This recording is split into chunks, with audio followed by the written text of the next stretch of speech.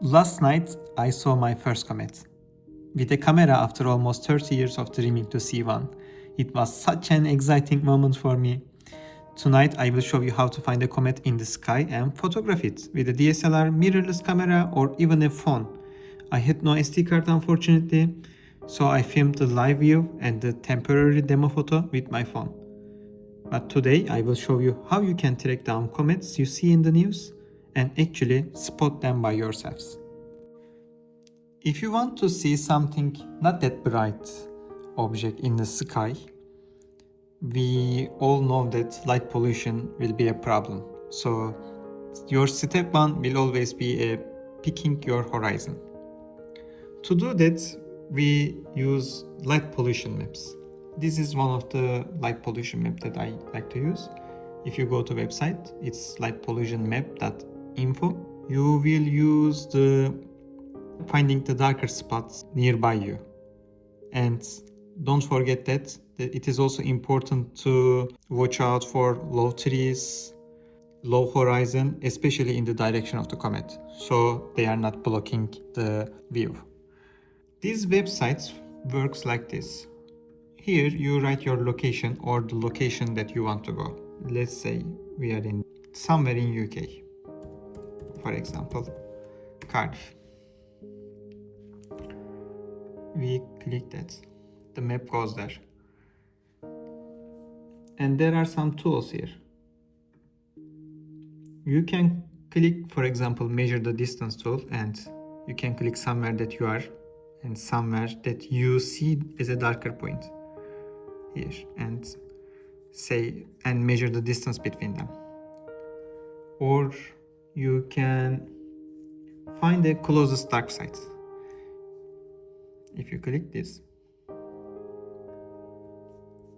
you can select the magnitude that you want. Don't forget that when the magnitude value gets increasing, it means dimmer sky. So if you go somewhere here, for example, and click enter, we need to select where we are starting. Let's select this place. It will show us the nearest dark sky, but let's say this is another place. We can go to the next one as well. We can always say that this national park is too far away. Then we can reduce the magnitude value here, and we would be more okay to more light pollution. If you go very high values like this, it can go to middle of the ocean, so it would be very hard for you to go. But depending on where you are, you can find a relatively good dark spots. And also you can calculate the road if you have a car, and it says driving duration, driving distance, and you can also get a Google map from here and save the route for you to use it. Just an additional warning, while going these dark spots, it might be literally middle of nowhere, so safety matters too. Tell a friend or a family member where you are going, bring a light, possibly with a red mode if available, and never set up your equipment, tripods, camera in a driving lane on a rural road. People might think that no one would be there and they wouldn't see you in the darkness. And use reflective gears and respect private lands. To find a comet, we need something that tells us exactly where and when to look. There are different tools for that, but my favorite tool is a free software called Stellarium. Today I will be using the version 25.3, which is here on my MacBook, but it works also on Windows here or Linux. In addition, there is a web version of the software as well. There is a mobile app too, which you can also give it a try. I definitely suggest you to download it. And this whole thing is totally free. If you want a quick check without installing any software, you can also use the Skylive website. If you if you search the Skylab and also the object name, but you can also search the object name in the website. If you click this one, planetarium, it will show the position of the object that you are looking for the date that you are looking. The brighter blue color here showing the ground level, so below this level it will be on the ground, so it will be invisible for you. If you go here, you can set the location. If you click this time button, you can select the time. The comet will be visible up to 7, I think. So let's go 2 hours before. As you can see the location of the comet. If we go a little bit further away, you will see the sun is visible around 4 p.m. for the location of me, which is for Oxford in UK. But you can check the website here and see when the sun will be down and when the comet will going down. I will also be showing them in the Stellarium app. So let's go to the app. This is the main view. There are different options here and here. So first of all, if you want to select the location, you can go here and give your location, any type of location. You can even search the name, or you can give a coordinate. You can select the time and change the dates, hour here, and you can search any object that you want in the search window here. So lemon is here under the ground level again. But before doing that, some comets will not be loaded by default. So for this one, I already added them to the database.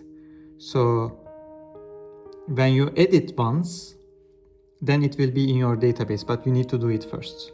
I am doing it for C2025A6, which is known as Lemon, if I am pronouncing correctly.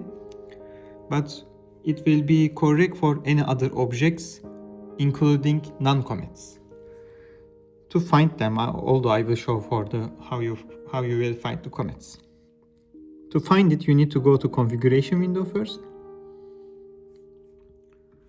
Then click the plugins and find the solar system editor here and click configure. Here, let's go to the solar system. Click import orbital elements in MPC format. And here we are looking for comets. From the bookmark, we will select this first one and get orbital elements. Yeah, now you are seeing them. If we search 2025, yes, if you click that one and add objects, it will add for your Stellarium as well. Stellarium comes with thousands of different objects, but especially the current comets, etc., sometimes will not be there, so you need to edit. You can also add other objects as well. As you can see, there is a 2027 object. After you select them and click the add objects, it will be on your database. After this point, as we see, we can close the ground here. The lemon will be there, but let's open it and let's say we want to photograph it tomorrow. So if we change the time for the tomorrow, and if we go to the around 6 p.m, you will see that it's here. So to find its location, you will come here and search the similar objects. Any object that you know, actually. It can be a star that you know, or it can be sun and moon location as well. If you go slightly earlier, you will see that sun is actually setting down in a very similar location. So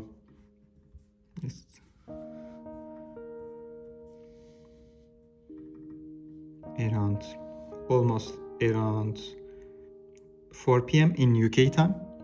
So if you know where the sun goes down, you can look at the left upper parts, maybe 10-20 degrees, and you can photograph it until the point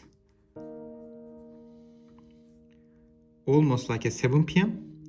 But you need to find a region where you are in a high location, or trees around you will be lower in terms of height, so they are not blocking the visibility of the comet. There are much better options in Stellarium app as well. If you want to check them, you can always check them. For example, there is a view showing how your camera and lens combination will see it. For example, this is how a Nikon Z6 III with 120mm lens will see it in the sky. If we go 2 hours before, maybe, as you can see, you need much more zoom to fill the whole screen, but still it will be visible. So the flow is simple. Confirm the comet is in Stellarium and it is visible for you, for your location and for your time. Then check the location and choose a focal length that gives you a photographing chance. With that plan, you will arrive knowing exactly where to point.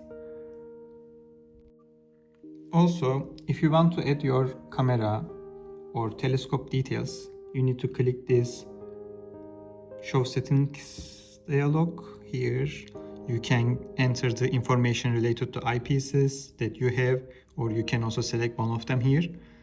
Lenses, sensors, you need to add your DSLR or mirrorless camera here if you are using it. Telescopes, you can add the lens here if you are just using a normal camera.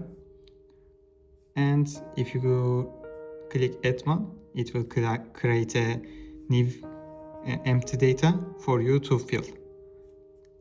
If you want to delete it later, you can also delete it.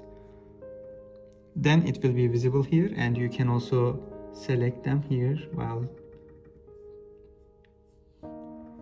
changing the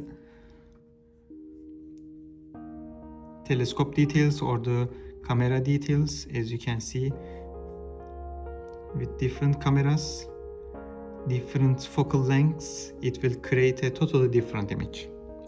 But don't compare your image with another person's image. As people said, comparison is a thief of joy. So please give it a try and enjoy using your camera that you have.